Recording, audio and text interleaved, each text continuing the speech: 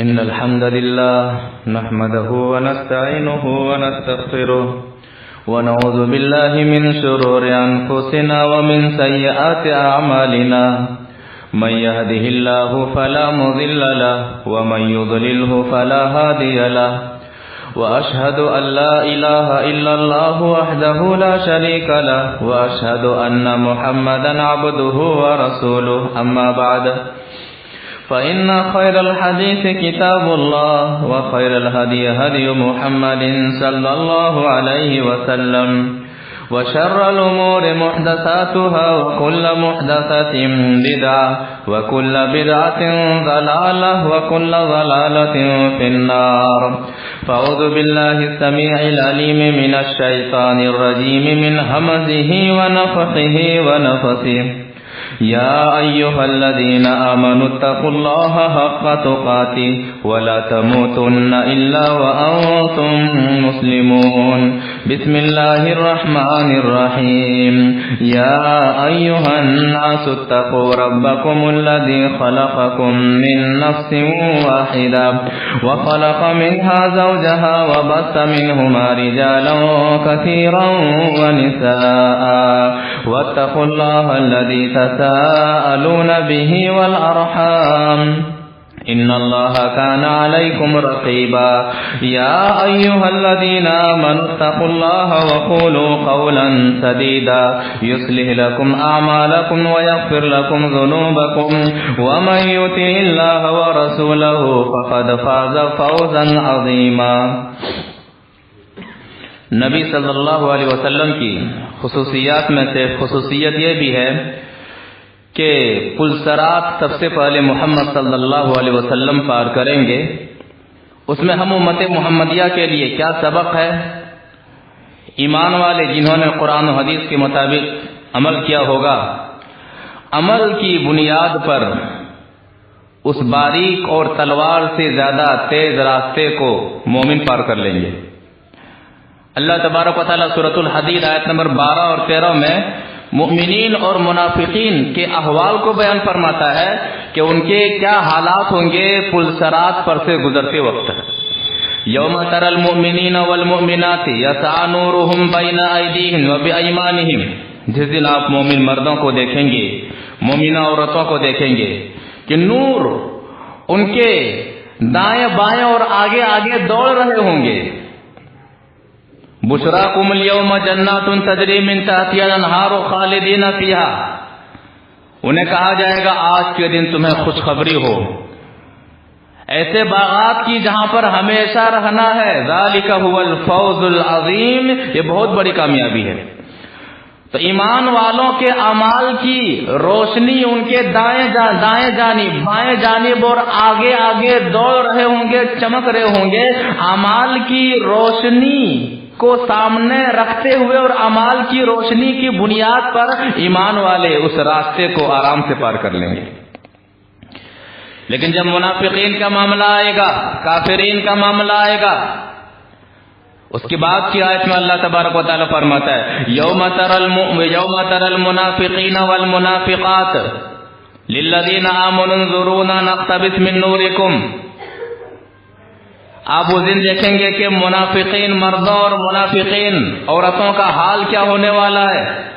ایمان والوں سے کہیں گے انظرونا نقتبس من نورکم، اے ایمان والو ذرا ٹھہر جائیے، ہمارے پاس روشنی نہیں ہے، آپ کے پاس روشنی ہے، ذرا ٹھہر جائیے، آپ کی روشنی کے سہارے ہم بھی چلے جائیں.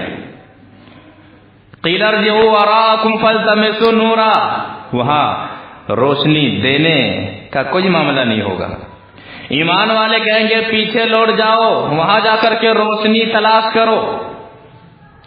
یعنی ہم نے دنیا میں قرآن کے مطابق عمل کیا، نبی صلی اللہ علیہ وسلم کے فرمان کے مطابق عمل کیا. ہم نے دنیا میں منافقانہ زندگی نہیں گزاری، مومنانہ زندگی گزاری. اسی کا بدلہ آج ہمیں یہاں مل رہا ہے. لہذا یہ روشنی ہمارے اعمال کی وجہ سے ہے اور ہمارے ہی لیے ہے، منافقین کو روشنی نہیں دی جائے گی. فالتمسوا نورا، فَضُرِبَ بَيْنَهُمْ بِسُورٍ لَهُ بَابٌ، اللہ تبارک و تعالی مومنین اور منافقین کے درمیان پردہ حائل کر دے گا جہاں پر ایک دروازہ بھی ہوگا. بَاطِنُهُ فِيهِ الرَّحْمَةُ وَظَاهِرُهُ مِنْ قِبَلِهِ الْعَذَابُ،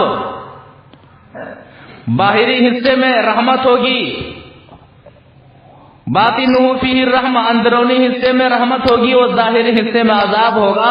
یہ پل صراط کا نقشہ قرآن کھینچتا ہے کہ مومنین اپنے اعمال کی بنیاد پر تلوار سے زیادہ تیز اور بال سے زیادہ باریک راستہ جو پل صراط کا ہوگا، یہ اپنے نیک اعمال کی روشنی کی بنیاد پر آرام سے پار کر جائیں گے، لیکن منافقین کا معاملہ وہاں پر اٹک جائے گا، وہ پار نہیں کر پائیں گے.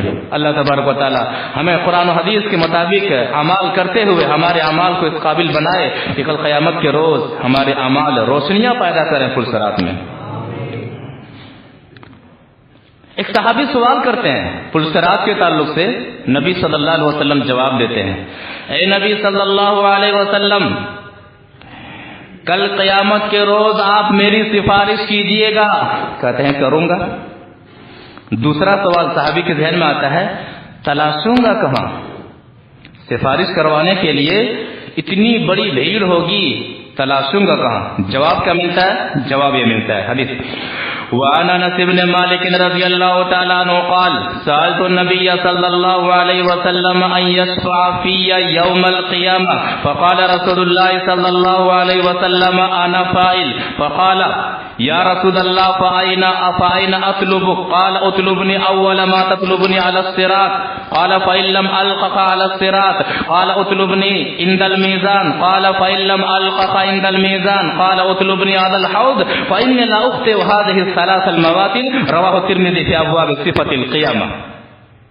ترمذی شریف کے اندر یہ حدیث اسی طرح سے موجود ہے. راوی حدیث حضرت انس بن مالک رضی اللہ تعالی عنہ ہیں. وہ کہتے ہیں کہ میں نے نبی صلی اللہ علیہ وسلم سے کہا، اے محمد صلی اللہ علیہ وسلم، قیامت کے روز میری سفارش کر دیجئے گا. صحابی کو فکر ہے کہ نبی صلی اللہ علیہ وسلم کی شفاعت کا حقدار میں ہو جاؤں.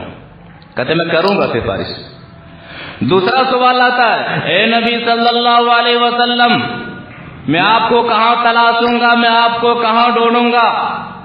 کہتے ہیں کہ انس اطلبنی اول ما تطلبنی علی الصراط، مجھے جب ڈھونڈنا ہو، مجھے جب ڈھونڈنے کی کوشش کرنا تو سب سے پہلے پل صراط کے پاس آنا، وہاں مجھے ڈھونڈنا، وہاں مجھے تلاش کرنا، وہاں میں مل جاؤں گا.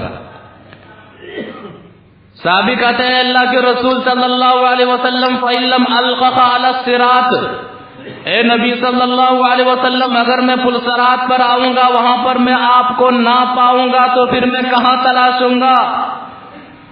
آپ نے فرمایا اطلبنی عند المیزان، جہاں پر نیکیاں تولے جا رہے ہوں گے، جہاں پر نیکیاں تولی جا رہی ہوں گی، جہاں پر میزان ہوگا، ترازو ہوگا، وہاں پر آ جانا، وہاں پر میں مل جاؤں گا. پھر سوال کرتے ہیں، اے نبی صلی اللہ علیہ وسلم فَإِن لَمْ أَلْقَكَ عِندَ الْمِيزَانِ، اگر میں میزان پر آؤں گا، آپ کو میں نہیں پاؤں گا تو پھر میں آپ کو کہاں تلاش کروں گا، میں آپ کو کہاں ڈھونڈوں گا؟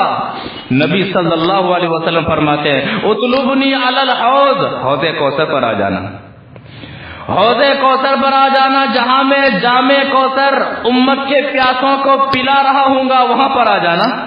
کہتے ہیں کہ انس فإني لا أخطئ هذه الثلاث المواطن، تین ہی جگہوں میں سے کہیں نہ کہیں میں ضرور ملوں گا، چوتھی کوئی اور جگہ تلاش مت کرنا، انہی تین ہی جگہوں میں سے کہیں نہ کہیں مجھے تلاش لینا، میں سفارش کروں گا. تو جہاں پر پل صراط کا معاملہ ہے، ایک معاملہ یہ ہے کہ اللہ کے رسول صلی اللہ علیہ وسلم کو تلاشے جانے کی جو بات ہوگی کہ نبی صلی اللہ علیہ وسلم سے سفارش کروائیں گے، ان میں سے ایک جگہ جو ہوگی وہ پل صراط ہے. حالت کیا ہوگی پل صراط پر سے گزرنے والوں کی؟ ایک حدیث سے اس کا اندازہ ہوتا ہے.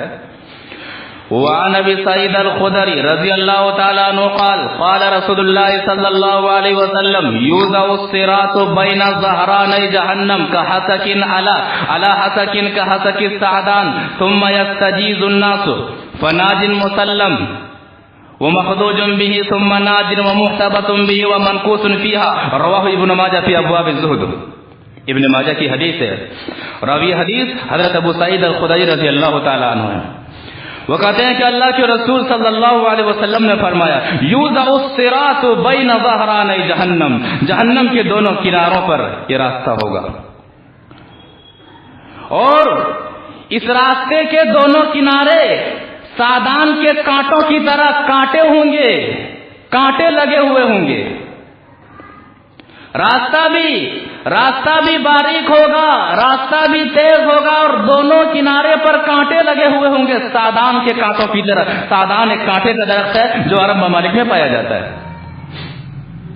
ثم یستجیز الناس، پھر اس باریک راستے سے لوگوں کو گزرنا ہوگا، پار کرنا ہوگا۔ فناج مسلم، ایک طبقہ ایسا ہوگا قرآن و حدیث کے مطابق عمل کرنے والا طبقہ ہوگا، ایمان والا طبقہ ہوگا، عمل صالح کرنے والا طبقہ ہوگا، اس راستے سے چل کر کے گزر جائیں گے۔ وَمَخْدُوجٌ بِهَا ثُمَّ نَادٍ، کچھ لوگ ہوں گے جائیں گے ان کے جسم کا کچھ حصہ کٹ کر کے گر جائے گا، پھر لڑھکتے کسی طرح سے گزر جائیں گے۔ وَمُحْتَوَسٌ بِهَا، کچھ لوگ پھنسے رہیں گے، اعمال قرآن اور حدیث کے مطابق نہ ہونے کی وجہ سے اس راستے میں پھنسے رہیں گے، کوئی نکالنے والا نہ ہوگا، کوئی وہاں پر ان کی فریاد سننے والا نہیں ہوگا، کوئی فریاد رس نہ ہوگا، کوئی انہیں بچانے والا نہ ہوگا۔ وَمَنْكُوسٌ فِيهَا، کچھ لوگ جیسے ہی راستے پر چلیں گے فوراً اوندھے منہ وہ ڈائریکٹ جہنم میں گر جائیں گے، وہ چل نہیں پائیں گے، ان کے اعمال قرآن و حدیث سے ہٹ کر کے ہوں گے، ان کے اعمال قرآن و حدیث سے کے خلاف ہوں گے۔ اللہ تبارک و تعالی ہم سب کو یہاں پر کامیاب ہونے والے اعمال کرتے رہنے کی توفیق عطا فرمائے۔ پلسرات میں اور ایک معاملہ ہوگا،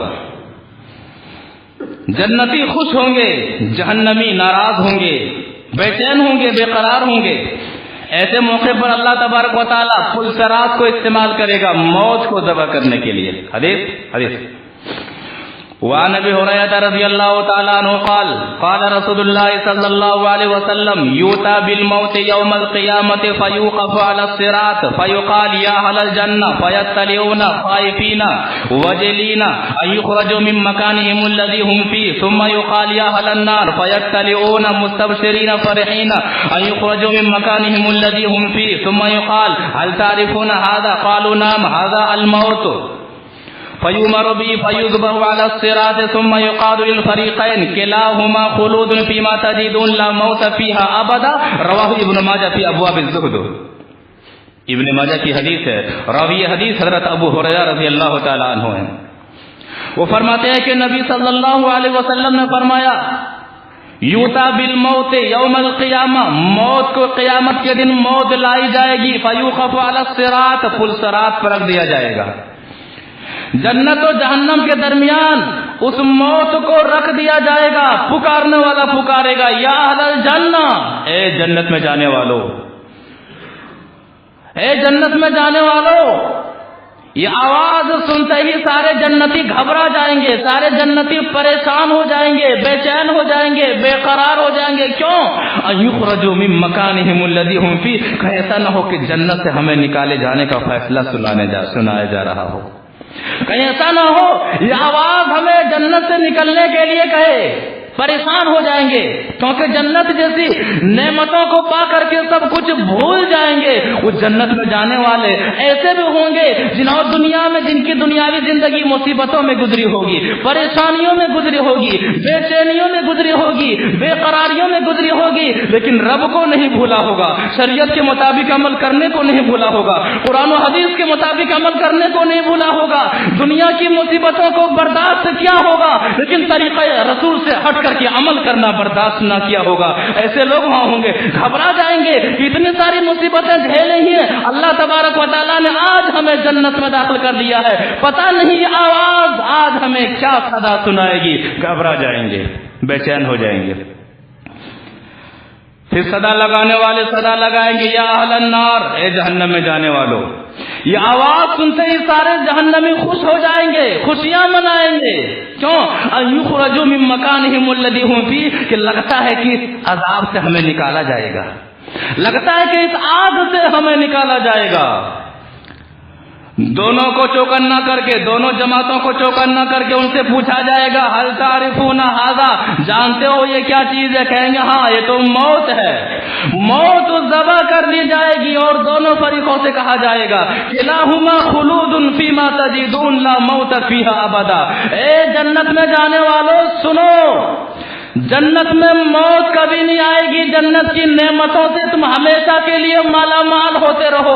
مرنے کی فکر ذہن سے نکال دو، مرنا نہیں ہے، جنت کی نعمتوں سے ہمیشہ مالا مال ہوتے رہنا ہے، کیونکہ موت ذبح کر دی گئی ہے. اور اے جہنم میں جانے والوں سنو، جہنم میں تڑپتے رہو، بلکتے رہو، روتے رہو، جلتے رہو، کبھی بھی موت نہیں آنے والی ہے. قرآن و حدیث کے خلاف عمل کرنے کا بدلہ ہمیشہ کے لیے یہاں پر ملتے رہنا ہے. تو پل صراط کا جو ایک معاملہ امت محمدیہ کے ساتھ ہوگا وہ یہ ہے کہ موت لائی جائے گی اور جہنم و جنت کے بیچ میں ذبح کر دی جائے گی. اللہ کے رسول صلی اللہ علیہ وسلم کی خصوصیات میں سے ایک اور خصوصیت اگلے پچھلے گناہوں کی بخشش. سارے انبیاء معصوم عن الخطا ہیں، لیکن دیگر انبیاء کا تذکرہ اللہ تبارک و تعالیٰ قرآن مجید میں کسی غلطی کی نشاندہی کرتے ہوئے کیا، پھر ہم نے معاف کر دیا، پھر ہم نے ایسا کر دیا. مثال کے طور پر اللہ تبارک و تعالیٰ آدم علیہ السلام کے بارے میں سورہ طٰہٰ آیت نمبر 121 اور 122 میں فرماتا ہے وَعَصَىٰ آدَمُ رَبَّهُ فَغَوَىٰ. آدم علیہ السلام نے اپنے رب کی نافرمانی کی، رب کے خلاف کیا. فغوا، وہ مطلوب سے، وہ راہ حق سے الگ ہو گئے. کہا تھا جنت میں فلاں درخت کا پھل نہ کھانا، کھا لیے. ثم اجتباہ ربہ فتاب علیہ وہدی. پھر اللہ تبارک و تعالیٰ نے آدم علیہ السلام کو پسند کیا، توبہ قبول فرمایا اور اسے رہنمائی فرمائی. غلطی کے نشاندہی کر کے اللہ تبارک و تعالیٰ کہتے ہیں میں نے معاف کر دیا. لیکن جب معافی کی بات، اگلے پچھلے گناہوں کی معافی کی باری محمد صلی اللہ علیہ وسلم کے بارے میں یہ معاملہ آتا ہے، اللہ تبارک و تعالیٰ گناہوں کو یاد نہیں کرواتا ہے، غلطیوں کو یاد نہیں کرواتا ہے.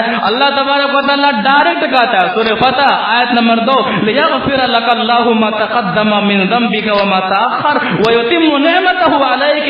اے نبی صلی اللہ علیہ وسلم، تاکہ اللہ تبارک و تعالیٰ آپ کی پچھلی اور اگلی پچھلی خطاؤں کو بخش دے اور آپ پر اپنی نعمت کا اتمام کر دے. نبی صلی اللہ علیہ وسلم کی اس خصوصیت میں امت کے لیے کیا سبق ملتا ہے، کیا پیغام ملتا ہے؟ اور خود نبی صلی اللہ علیہ وسلم کے اگلے پچھلے سارے گناہ معاف، پھر بھی عمل کیا کرتے تھے، کیسے کیا کرتے تھے؟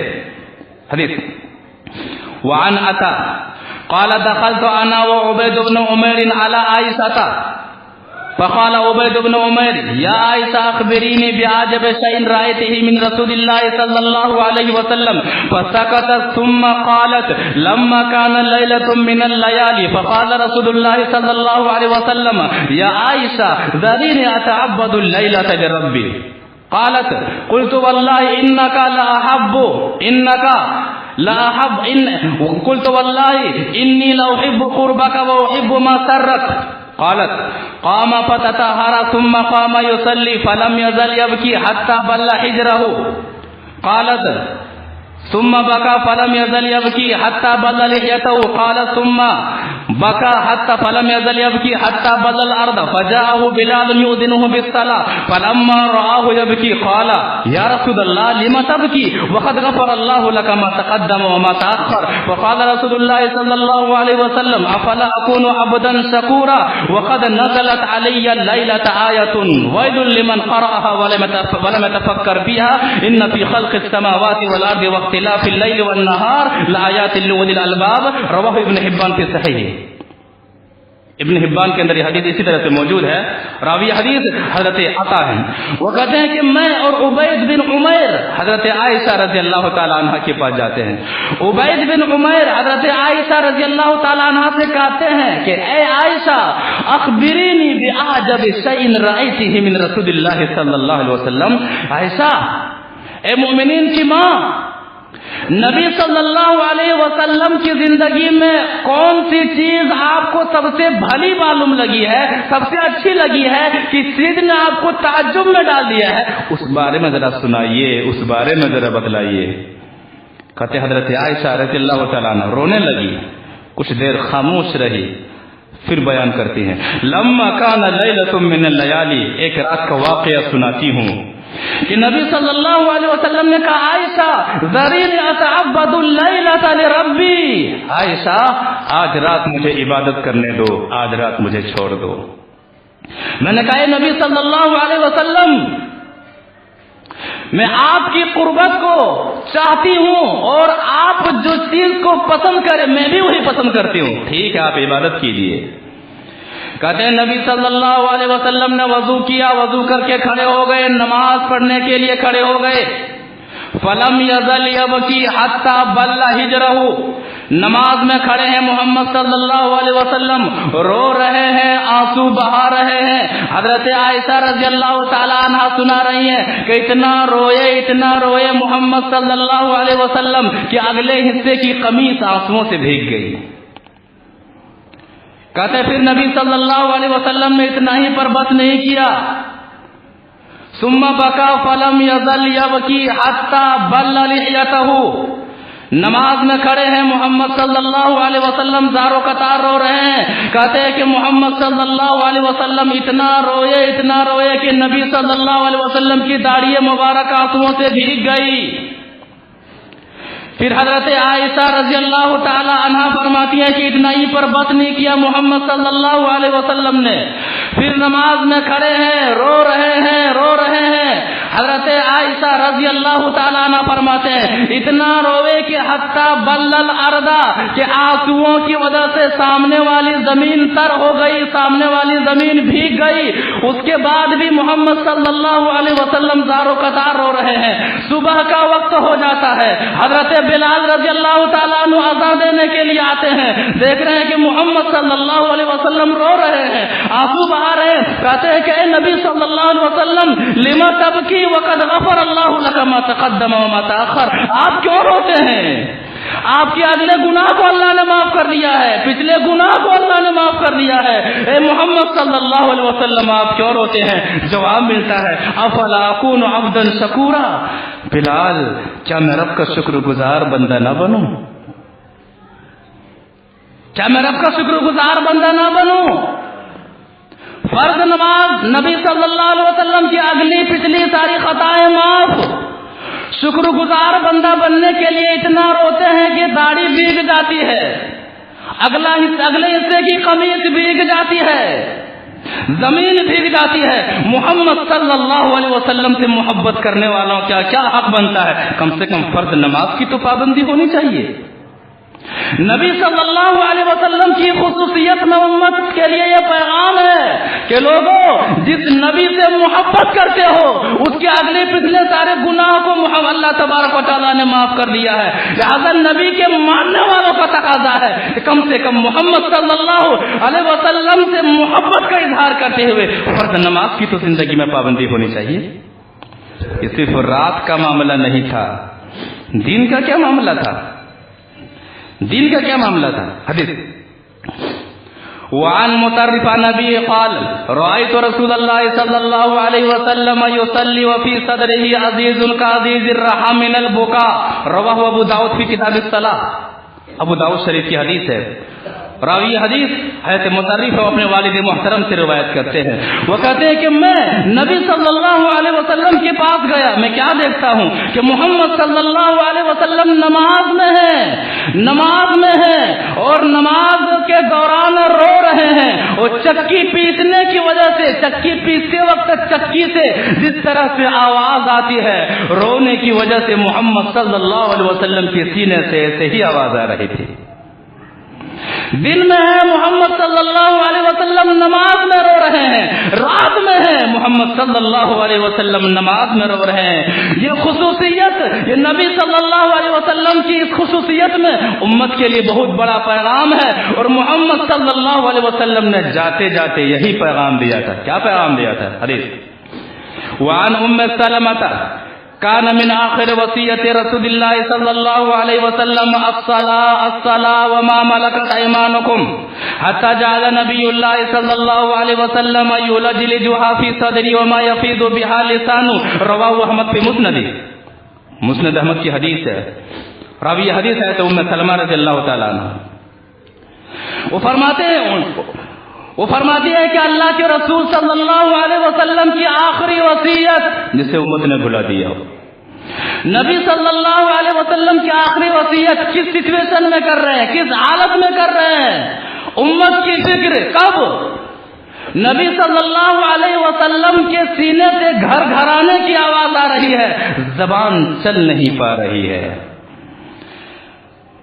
موت کے چنگل میں محمد صلی اللہ علیہ وسلم ہے, سینے سے گھر گھرانے کی آواز آ رہی ہے, زبان صحیح سے چل نہیں رہی ہے. ایسے عالم میں, ایسی گھڑی میں نبی صلی اللہ علیہ وسلم کی آخری وصیت الصلاۃ الصلاۃ, لوگوں نماز کی پابندی کرنا, لوگوں نماز کی پابندی کرنا, لونڈیوں کا خیال رکھنا, مدیتین کا خیال رکھنا. آخری وصیت کو ہم نے بھلا دیا, آخری وصیت کو ہم نے فراموش کر دیا. کب؟ زبان چل نہیں رہی ہے, سینے سے گھر گھرانے کی آواز آ رہی ہے.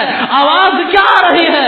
الصلاۃ الصلاۃ, لوگوں نماز, لوگوں نماز, نماز کی پابندی کرنا, نماز کی پابندی کرنا. یہ پیغام ہمیں نبی صلی اللہ علیہ وسلم کی خصوصیت دیتی ہے. آج ہمارے پاس سب کچھ کرنے کے لیے وقت ہے, نماز کے لیے وقت نہیں ہے. تجارت کے لیے وقت ہے, نماز کے لیے وقت نہیں ہے. گھر بار کے لیے وقت ہے, نماز کے لیے وقت نہیں ہے. شادی بیاہ کے لیے وقت ہے, نماز کے لیے وقت نہیں ہے. دکان میں بیٹھنے کے لیے وقت ہے, نماز کے لیے وقت نہیں ہے. اسکول پڑھانے کے لیے وقت ہے, نماز کے لیے وقت نہیں ہے. کوچنگ سینٹر کھولنے کے لیے وقت ہے, نماز کے لیے وقت نہیں ہے. کھیل تماشے کے لیے وقت ہے, نماز کے لیے وقت نہیں ہے. کیرم بورڈ کھیلنے کے لیے 4-4 گھنٹے کا وقت ہے, نماز کے لیے وقت نہیں ہے. لوڈو کھیلنے کے لیے ہمارے پاس وقت ہے, نماز کے لیے وقت نہیں ہے. تاش کے پتے بکھیرنے کا ہمارے پاس وقت ہے, نماز کے لیے وقت نہیں ہے. گلیوں میں, چوراہوں میں بیٹھ کر کے گپی مارنے کا وقت ہے. آج امت مسلمہ کے پاس اگر وقت نہیں ہے تو نماز کے لیے وقت نہیں ہے. کیا یہی نبی صلی اللہ علیہ وسلم سے محبت ہے؟ الصلاۃ الصلاۃ کے لوگوں نماز, لوگوں نماز, یہ نبی صلی اللہ علیہ وسلم کی خصوصیت امت کو یہ پیغام دیتی ہے. اور اس نماز جس میں نبی صلی اللہ علیہ وسلم کی خصوصیت شامل ہے, یہ ایسا اہم معاملہ ہے کہ ہر نماز کے وقت دو مؤذن نمازیوں کو پکارتے ہیں.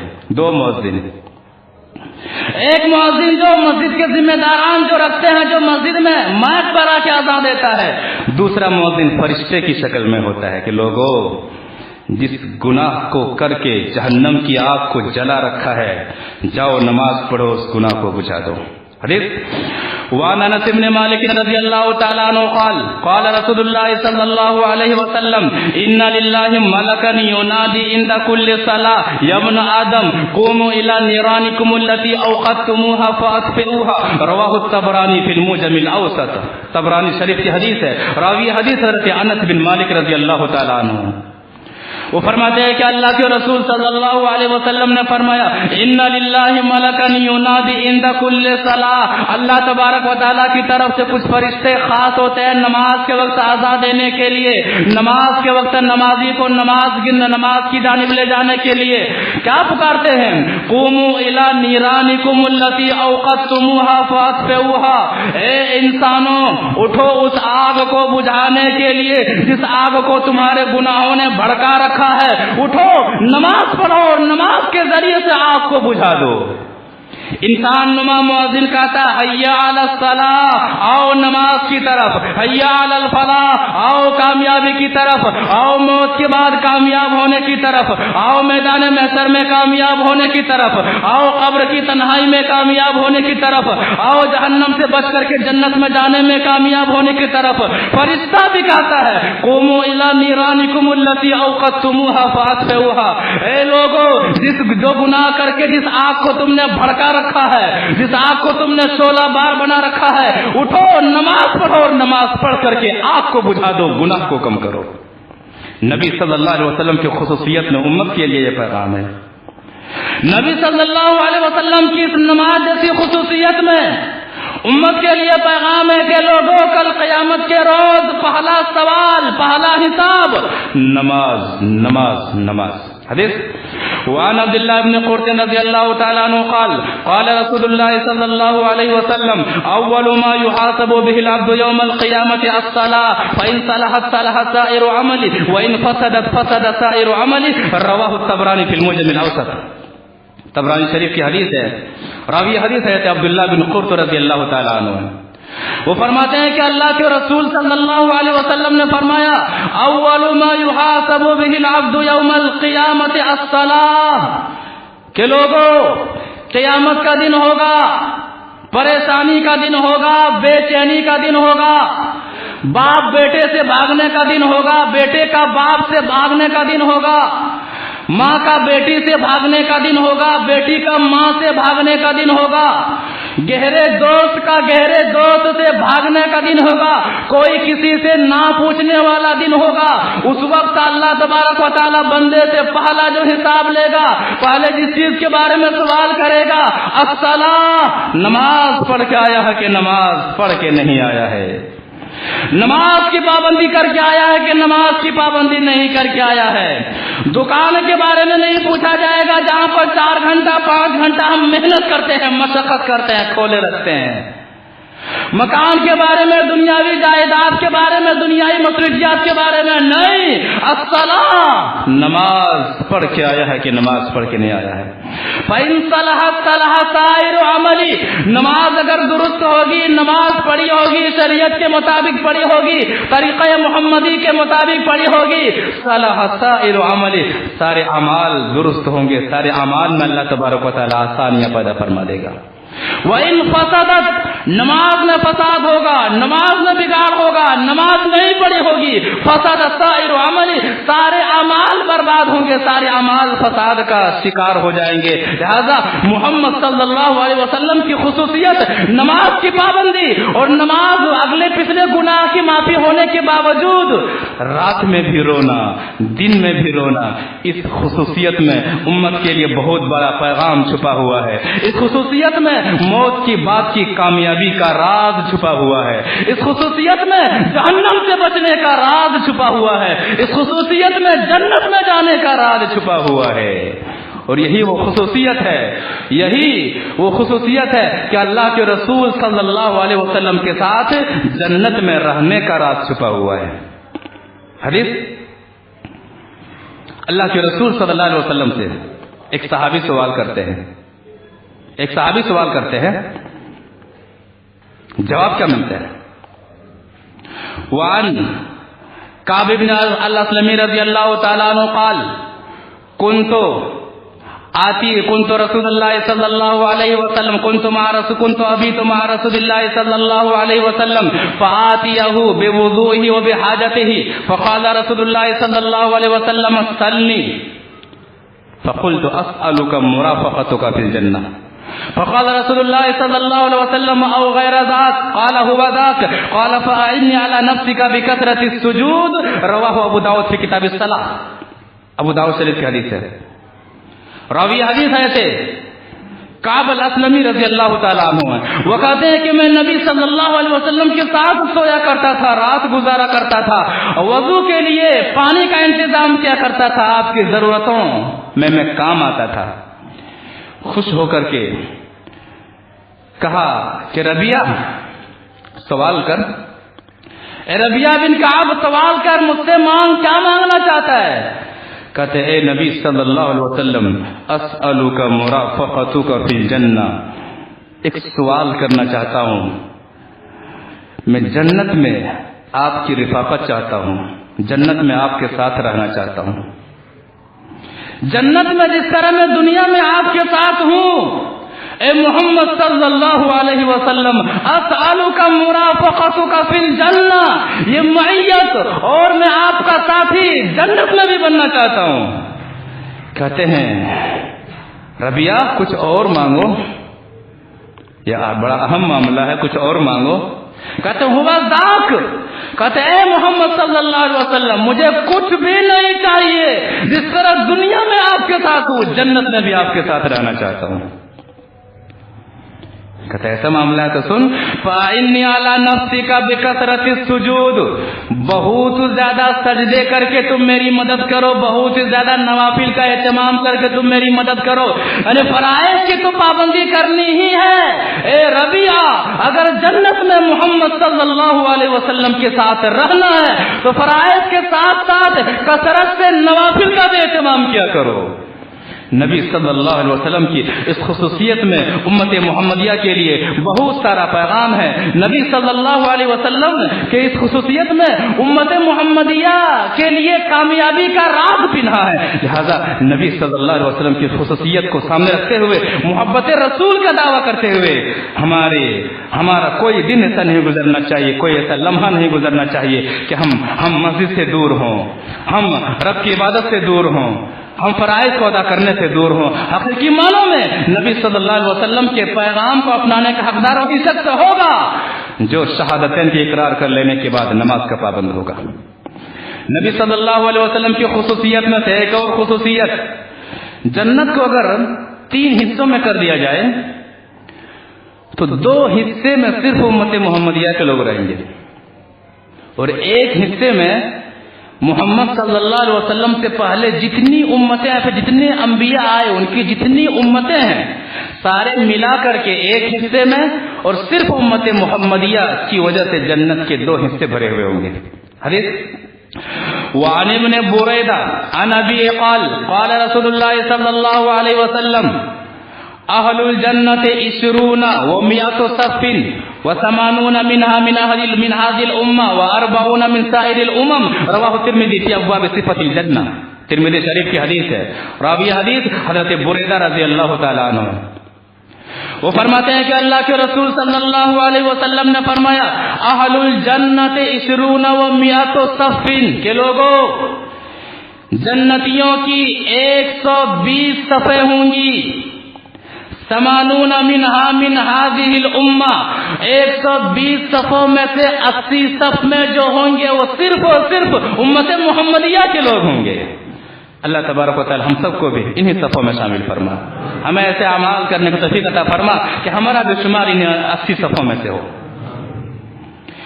120 صفوں میں سے 80 صفیں جو ہوں گی، ان 80 صفوں میں صرف اور صرف امت محمدیہ کے لوگ ہوں گے، و40 منها سائر الامم، اور بقیہ نبی صلی اللہ علیہ وسلم سے پہلے جتنی امتیں گزری ہیں سارے امتیں ملا کر کے بقیہ 40 صفوں میں ہوں گی۔ تو نبی صلی اللہ علیہ وسلم کی خصوصیات میں سے ہے کہ نبی صلی اللہ علیہ وسلم سے کے ماننے والے، ان سے محبت کرنے والے، ان کے طریقے کے مطابق زندگی گزارنے والوں کا یہ حال ہوگا کہ جہاں جنت میں 120 صفیں ہوں گی تو 80 صفوں میں صرف اور صرف نبی صلی اللہ علیہ وسلم کے ماننے والے ہی ہوں گے۔ بقیہ آئندہ انشاءاللہ دعا کہ اللہ تبارک و تعالی ہمیں محمد صلی اللہ علیہ وسلم کی خصوصیات کو جانتے ہوئے خصوصیات محمدی سے جو میسج ملتا ہے اس میسج کو، اس پیغام کو ہمیں اپنی زندگی میں بتانے کی توفیق عطا فرما۔ پروردگارہ ہمیں قرآن اور حدیث رسول صلی اللہ علیہ وسلم کے مطابق زندگی گزارنے کی توفیق عطا فرما۔ پروردگارہ ہمیں سے جو لوگ قرآن و حدیث کے پیروکار ہیں ان کی نیکیوں کو تو قبول فرما، اور مزید متبع سنت بن کر کے بقیہ زندگی گزارنے کی توفیق عطا فرما۔ پروردگارہ ہمیں سے جو لوگ نمازی ہیں ان کی نمازوں کو قبول فرما، اور جو لوگ بے نمازی ہیں پروردگارہ تو انہیں نمازی بننے کی توفیق عطا فرما۔ دنیا کی ساری چیزوں میں، دنیا کے سارے کاموں میں نماز کو سب سے زیادہ اہم دیتے ہوئے نماز والا عمل اور نمازی بن کر کے زندگی گزارنے کی توفیق عطا فرما۔ پروردگارہ ہم میں سے جو بیمار ہیں اسے شفا عطا فرما، ہم میں سے جو پریشان حال ہیں تو ان کی پریشانی کو دور فرما۔ صابر نام کے ایک شخص ہیں، جماعتی شخص، اسی طرح سے جناب منیر صاحب ہیں، ان دونوں کے والدہ کی طبیعت ناساز ہے، دعا کی درخواست کی گئی، اللہ تعالیٰ ان دونوں کے والدہ کو شفا کاملہ عاجلہ عطا فرما۔